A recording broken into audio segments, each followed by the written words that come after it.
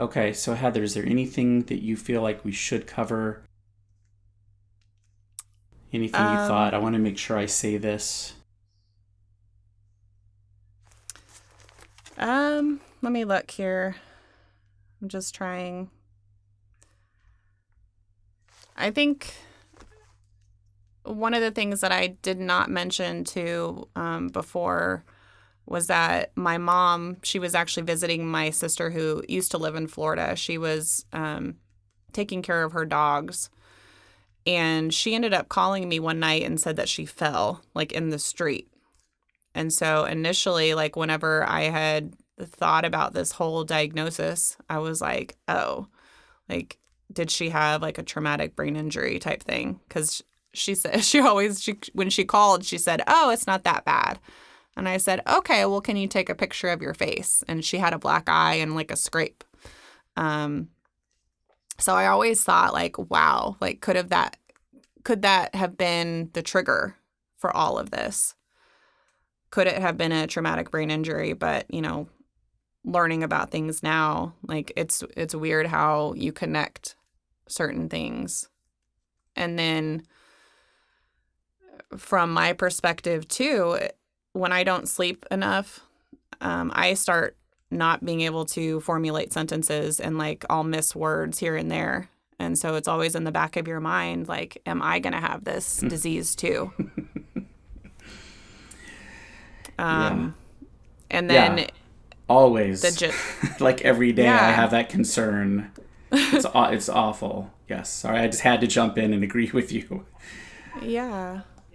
Yeah. Right. So it's like, watching my mom go through this, it's like those symptoms were so subtle and it could have been roped into any different type of stress and anxiety and not being able to sleep. And you just kind of wonder, okay, well, what do I now have to think of? Because I don't want to put my child in this situation at all. Like, I do not want him to even think about that's what he has to do because I guess I'm segueing or not.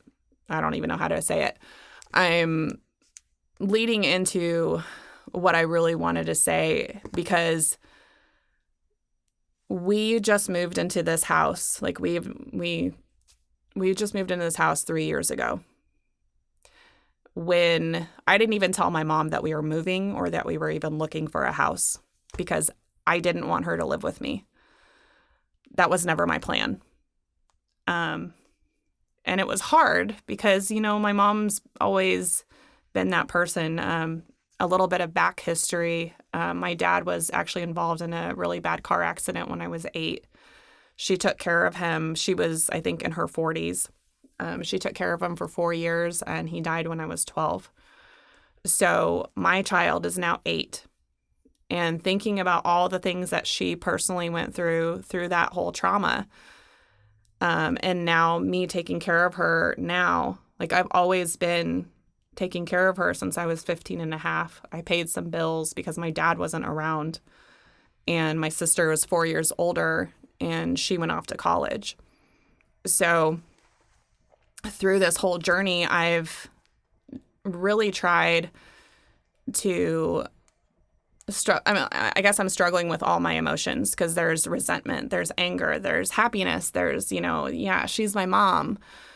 But also, I'm having to like separate myself from that. Like, I don't call her mom anymore. I call her Joe because that's my way of processing.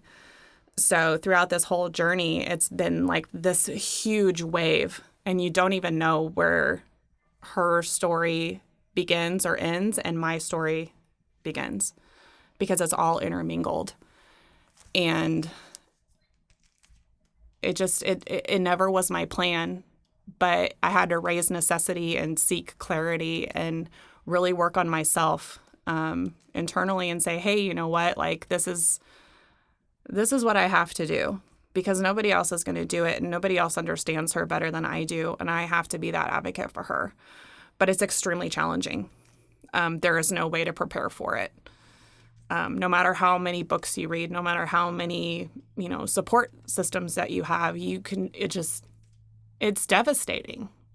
And it makes me so mad sometimes because I'm 39 and I have an 8-year-old and I have to deal with this. And this is like the prime of my life. And I don't feel like I should be doing this. And I want to be able to enjoy my life. And sometimes you can't because you have to think about all these other things and you have to be that pillar of strength for everybody. And it's so hard.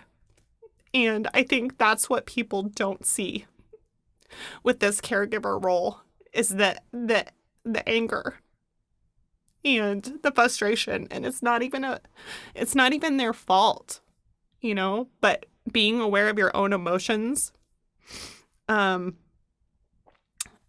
being able to articulate things and share them in a way that is real, that is raw, and also provide dignity for the person that you're caring for is so incredibly important.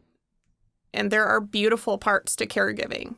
There are absolutely beautiful parts, but there are horrors and sleepless nights and all kinds of things. And so that's why I say, like, caregiving is really about riding the waves, because those are all types of waves. And it's just this continuous motion. So that's the best way I can describe things.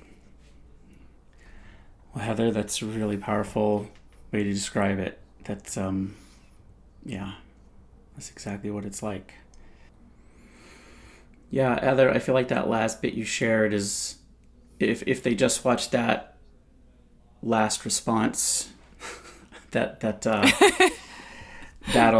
help a lot of caregivers, I feel like. Because, yeah. I mean, that's just really what I'm trying to get across. It's not like I have a goal for the videos, but I'm just trying to get into, like, the meat and potatoes of what this experience is really like, so the caregivers feel understood.